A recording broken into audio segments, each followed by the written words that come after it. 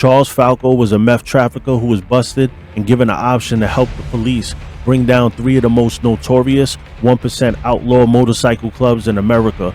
Falco was reportedly earning $500,000 a year manufacturing and dealing hundreds of pounds of narcotics. He worked for some very powerful Eastern European mobsters, but eventually hit rock bottom after getting addicted to what he was trying to sell. Depending on sources, the DEA or the ATF raided his Southern California home and gave him a choice: face 22 years in prison without parole or become an undercover informant. He, like many others, chose the latter. Most people get caught with small amounts and do years in prison, but for some reason, one of the bigger dealers got the opportunity to work for law enforcement. Falco infiltrated the Vagos, Mongols, and Outlaws. His story is one of high-stakes danger, leading to multiple convictions and a first-hand look into the world of one-percenters. First mission: infiltrating the Vagos MC. Falco's first assignment was infiltrating the Vagos Motorcycle Club, one of the largest and most violent outlaw motorcycle clubs in the United States. With roots in California, the Vagos were deeply involved in drug trafficking, weapons smuggling, and violent crimes. He posed as a drug dealer and biker enthusiast, working his way up through the ranks.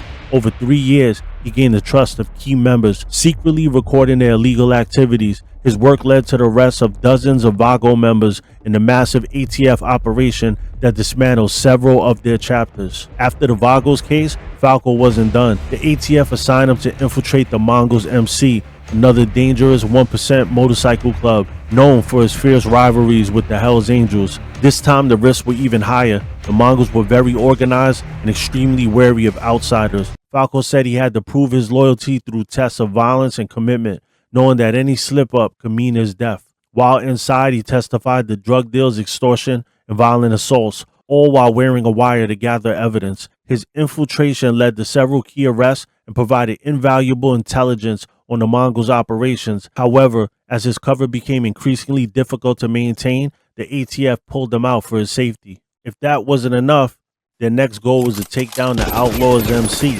Falco's final and most dangerous assignment was infiltrating the Outlaws MC. Imagine what it must have felt like to be in the Vagos, be in the Mongols, and now you're in the Outlaws. And in the 1% world, word gets around.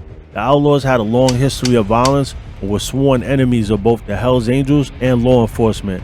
Getting in this club was no easy task. He had to work his way up from an associate to a full-fledged member, proving himself in increasingly dangerous situations. During this period, he witnessed firsthand the extreme violence that came with the outlaw motorcycle club world. He said they were involved in arms trafficking, racketeering, and violent turf wars. Despite the dangers, Falco continued gathering crucial evidence, eventually leading to a massive takedown of the club's network. The aftermath of this kind of lifestyle, of course, is the witness protection program. After years of living under a false identity, Falco's work as an informant came to an end. His testimonies put dozens of high-ranking members behind bars, but it also made him a marked man with bounties on his head. He was placed in witness protection and forced to leave behind his old life and constantly look over his shoulder. Falco later wrote a book detailing his experiences, which inspired the TV series Gangland Undercover. His story stands as one of the most successful infiltrations in law enforcement history, showing the extreme risks taken to dismantle organized crime from the inside. Charles Falco's work in infiltrating the Vagos, Mongols, and Outlaws MC was nothing short of extraordinary. In the end, what's life like for a man like this? Forever looking over his shoulder or witness protection? With all the corruption going on in the world, ask yourself, are motorcycle clubs, even outlaws, the real danger? Don't forget to like and subscribe, and let me know in the comments where you're from. Give me a pound if you're from California, or if you're from Canada, wherever you're from. I want to target the people that are relevant to you in these up-and-coming documentaries. So let me know who you want to see next, and get your Demons Row snapbacks. They are bigger size for bigger bikers and not small. I wear a size 8, and this one fits me without having to put it on the last snap. So these are bigger size snapbacks, and you can get them on www.demonsrow.com along with the crew necks. And thank you for tuning in to Demons Row TV, the holy grail of MC culture. Like, subscribe, and comment. And oh yeah, we ghosting, baby.